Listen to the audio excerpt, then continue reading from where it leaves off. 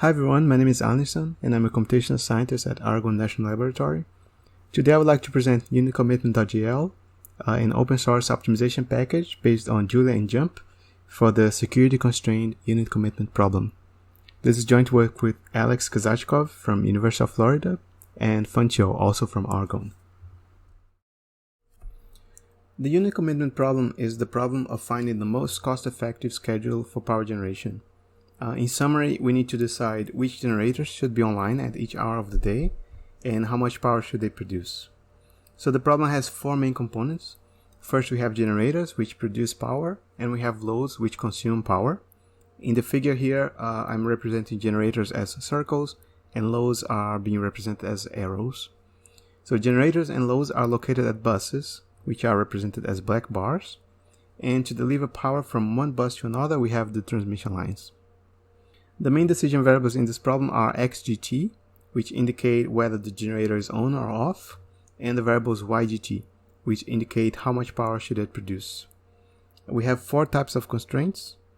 First, we have the power balance constraints, which ensure that the amount of power produced during each hour equals the amount consumed. We have generator constraints, which prevents us, for example, from turning generators on and off too quickly, or from ramping up and down production too quickly. We also have power flow constraints to ensure that the amount of power flowing through the transmission lines are within safe limits. And finally, we have the security constraints, which enforce that the solutions are somewhat robust in the sense that even if we lose a single transmission line, for example, the schedule is still feasible. The unit commitment problem is one of the most fundamental problems in power systems optimization and has a number of applications. For example, it's currently used in the United States to clear the day-ahead electricity markets. It's also used to maintain system reliability by ensuring that we have enough capacity to serve the load forecast, and is used in production cost models to estimate the benefits of new grid technologies. Because this is such an important problem, it has received a lot of attention from the research community since the 60s. I have listed here just a few of the main research directions. First, there has been significant amount of research on new mixed integer linear programming formulations for the problem. The first formulations were proposed back in the 60s, and new formulations are still being described up until now. Another popular research direction is contingency screening, which tries to determine which transmission and security constraints are really necessary in the problem to speed up the solution process. I will talk a little about this later. We also have a number of decomposition methods which try to split the problem into smaller subproblems which can then be solved in parallel. And finally, there have been a number of heuristic and machine learning methods proposed in the literature. So despite being studied for decades, the unit commitment problem is still quite challenging to solve. We actually know by now how to solve the classical version of the problem quite well, but the problem has been constantly changing over the years. So recently, for example, there has been quite some focus on dealing with uncertainty from renewable energy resources.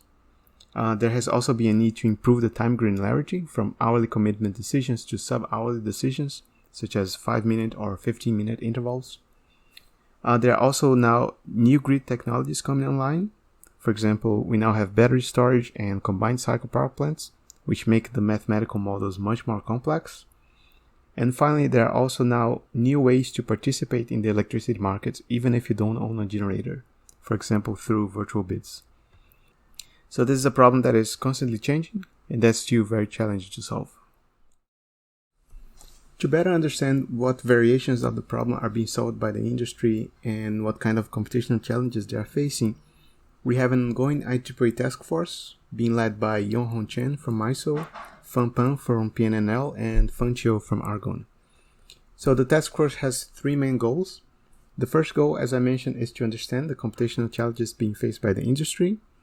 The second goal is to make it easier for researchers to explore and understand what solution methods are currently available in the literature and to validate new solution methods. And finally, a third goal is to disseminate these new advancements in methods and algorithms back to the industry. The package that we are presenting today is being developed as part of this IEEE task force and is aimed specifically at goal number 2. That is, we want to help researchers explore and validate new solution methodologies.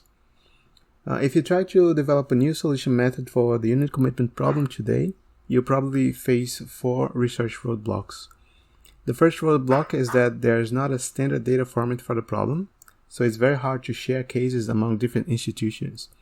If you're developing a solver for the problem, this lack of data format also makes it much harder for other people to use a solver, since they have to first convert between data formats. The second roadblock is finding large and realistic test cases so that you can validate your methods. There are some test cases in the literature, but as we will discuss later, most of them are either no longer that challenging or they are missing important features for the problem. There's also not a unified repository for all these instances from the literature. A third roadblock is that there are very few public implementations of state-of-the-art methods.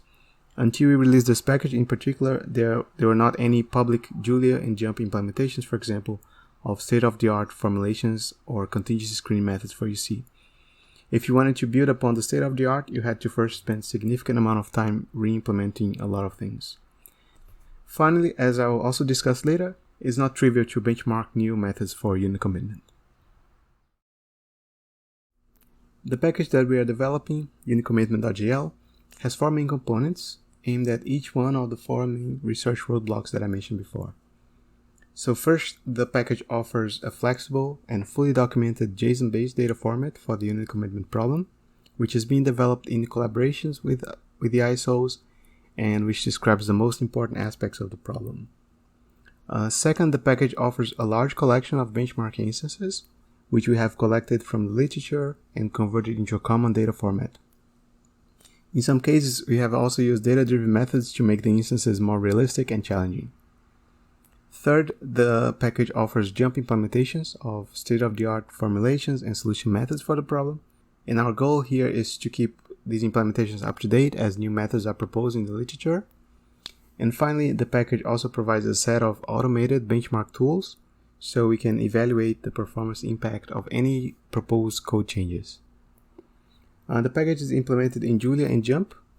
We think that Julia is one of the best languages to implement a package like this because it's both high level, so the code is easy to extend and modify, but it's also a high performance language, so we are not restricted by the language performance and we can implement even advanced methods in the literature.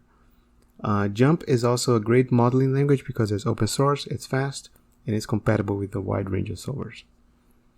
The current version of the package is mostly targeted at researchers, either in academia or in the industry. We hope it can be useful if you're trying to understand existing methods in the literature or implement new methods. In the future, as the package becomes more mature, we can also see it being useful to end users directly, such as market participants or operators. The package is already available today. Here's a link to the repository. And if you open the link, we also have some detailed documentation explaining how to use the package and what's included. In the remainder of this talk, I'll go into more details about each one of the 4 package components that I mentioned in this slide. Okay, so let's start with the data format. It turns out that describing UnitCommitment instances can be quite challenging. The first issue is that there's a wide variety of requirements out there. For example, some researchers consider the transmission network, while others don't. Some studies require different types of reserves, etc. Traditionally, each group has created their own data format, which can only model their own restricted requirements. A second challenge is that UnitCommitment typically involves a combination of static data, such as generator parameters, with some time series data, such as load over time, which makes it tricky to put it into a single data file. In UnitCommitment.jl, we propose a JSON-based file format, which we are developing in collaboration with the ISOs. We went with JSON because it's quite readable, it's very flexible, and it allows us to put both static and time series data into a single file. We have tried to make the data format very comprehensible, but if we miss something, it's also very easy to extend it.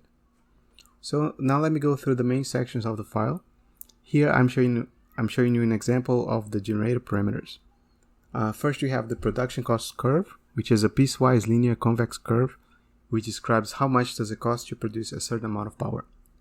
Then we have startup costs, which may depend on how long the unit has been offline. In the example, it costs $300 to start up the unit if it has been offline for 1 hour, and $400 if it has been offline for 4 hours or more. We then have ramping, startup, and shutdown limits, which restrict how fast can we ramp up or ramp down the amount of power output from one time period to the next. We have minimum uptime and minimum downtime limits, which prevents us from switching the generator on and off too quickly. And then we have a few other parameters. All of these are described in the documentation. In the next slide, we have a few more sections of the input file. First, we have the transmission network. For each transmission line, we specify the source and the target bus. We specify some physical line parameters, which are used to compute the power flows. Then we have normal and emergency flow limits. Normal limits are used when the network is fully operational, and emergency limits are used when we have lost some network components. Next, I'm showing how do we model contingencies. Essentially, you can have an arbitrary number of contingencies, and each contingency may cause the loss of a subset of transmission lines and of a subset of generators. Besides these, we have a number of other components in our data format. For example, we have price-sensitive loads, which you can decide whether or not to serve based on economics. And we also have reserves, which is some capacity you set aside in case we lose some network components or in case the forecasts are not perfectly accurate. Other features in our proposed data format is that we allow sub-hourly commitment, and most parameters you see here can be time dependent. For example, a generator may have a different cost curve for each time of the day. Next, let me talk about instances. It turns out that realistic, large-scale unit commitment instances are not very easy to find. Our main contribution here is that we collected a large number of instances from the literature. We converted them into a common data format, which I presented earlier, and we are making them available as part of the package. So the package currently has around 200 instances of different sizes, with up to 13,000 buses and 4,000 generators. Some of the instances, like the ones from PGLabUC and MetPower, are based on realistic instances, while others like ORLib and Tejada 19 are randomly generated. When we were collecting instances from the literature, we noticed a number of issues with publicly available instances.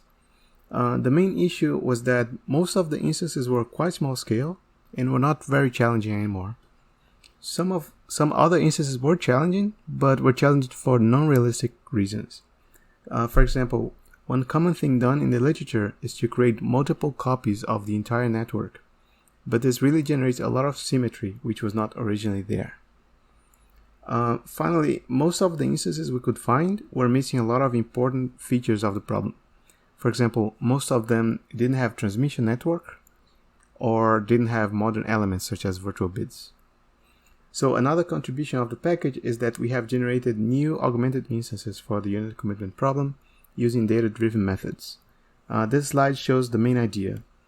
First, we analyzed public and anonymized data from ISOs to understand how do different classes of generators bid in the market and to understand load patterns. Then we used this data to augment publicly available instances for the optimal power flow problem, such as the one you find, for example, in MetPower. For example, we generate production cost curves, startup and shutdown costs, and load profiles. For each OPF test case, we currently generate 2 UC test cases, one for summer and one for winter. In a future version of the package, we will continue to improve these instances. For example, we are planning to generate 1 UC instance for each day of the year, so we can evaluate the performance of methods for production cost modeling. And we are also planning to generate instances with different time granularities, multiple time horizons, and more modern elements such as virtual bids. Now let me talk about formulations. If you're planning to develop a new solution method for the unit commitment problem, you have to start from the state of the art, of course, and this turns out to be quite challenging. First, there has been a vast number of formulations proposed in the literature. Implementations of these formulations are usually not available, so you typically need to re-implement them, which can take a lot of time. And also, some of these formulations are quite tricky to implement, and it's very easy to get some of the details wrong. To help with that, UnitCommitment.jl offers JuMP implementations of a large number of formulations proposed in the literature, which I have listed here, and we are still actively adding more to the list. When you are creating a model, you can either specify exactly which formulation you want to use, and you can also mix and match formulation components from different manuscripts. In this example, I'm using piecewise linear production costs from one paper and ramping constraints from another paper. If you don't care about formulations and you just want to use the best ones available, you can just ask for the defaults, and the package will provide you what we believe to be the best available formulation at the time. These defaults will be updated over time as new formulations are proposed and as we perform more benchmarks. After you build the model, you get a conventional JuMP model, so you can make any model modifications before solving it. For example, you can add new variables or new constraints. Finally, if you're developing a new formulation, we also offer an independent solution validator to check that the new formulation is producing valid solutions. Formulations are very important, but they are not everything you need to solve large-scale unit commitment instances. For example, it's well known that transmission and security constraints can have very large impact on performance, and there's a large number of these constraints. So if you just add them to your model, it can really become completely intractable. UnitCommitment.jl implements an iterative lazy constraint method, which is able to eliminate more than 99% of the total number of constraints. The method uses PTDFs and LODFs to compute power flows, and it also uses Julia's multi-threading capabilities to accelerate contingency screening. Back when we described it, it was independently implemented and evaluated at MISO, where it outperformed MISO's internal methods, so we know it's a good method. Another advanced solution method which has been growing in popularity is using machine learning to accelerate the optimization process. In some previous research, we showed that machine learning could be used to construct warm stars, to remove redundant constraints, and to fix variables very accurately, and we demonstrated speed up between 4x and 10x on large-scale instances. We are implementing these machine learning methods as a separate software package called miplearn.jl, but which can also be easily integrated with UnitCommitment.jl. Finally, let me talk about benchmarks. It also turns out that benchmarking unit commitment methods is not quite trivial. The main problem is that the performance improvements we see from different formulations are typically quite small, and as we know, MIP solvers can have significant variability in performance, even when we change parameters which should not really affect performance that much. In this table, for example, I'm showing you the performance of 5 methods when solving a given instance. From the table, you will be led to believe that method M1 is clearly superior to method M5, since it's more than 3 times faster. The only catch here is that all of these methods are actually exactly the same. I just solved the same instance 5 times, using the same method but 5 different random seeds, so as you can see there's a lot of noise. In UnitCommitment.jl, we have a set of benchmark scripts that try to mitigate this issue. The most important thing we do is to solve each instance multiple times, then we compute confidence intervals for the average speedups. In the bottom right chart, we see, for example, that this proposed code change that I'm showing here had no statistically significant effect on ORlib or Tejada 19 instances, since the confidence intervals intersect 1, but it has statistically significant speedups for PGLabc instances. We are planning to run these scripts in every major proposed code change to decide whether a method or formulation should become the default. To conclude, we have presented UnitCommitment.jl, a new Julia JuMP optimization package which we hope will help to accelerate research on the unit commitment problem. We already have both the code and the documentation available at these links. There's still a lot of work to be done in the package, and we really welcome contributions. The first suggestion for future work is implementing new formulations and new solution methods that we don't currently have. For example, there have been a number of cutting plane methods proposed in the literature, but there are no publicly available implementations of those. Another interesting direction of future work is adding new grid components which we are currently missing. 2 major examples are combined cycle power plants and battery storage. Finally, it would also be very interesting to improve the integration of this package with existing Julia packages, in particular with PowerModels.jl, which implements a number of methods for optimal power flow, and PowerSimulations.jl, which implement production cost modeling. I would just like to mention that this is a very collaborative effort, so we really value any feedback or contributions to the package. I would also like to acknowledge funding from Argonne's LGRD program and from DOE's Advanced Grid Modeling program. Thank you very much for listening, and if you have any questions or comments, feel free to either email me or to open a discussion in our GitHub repository. Thank you very much.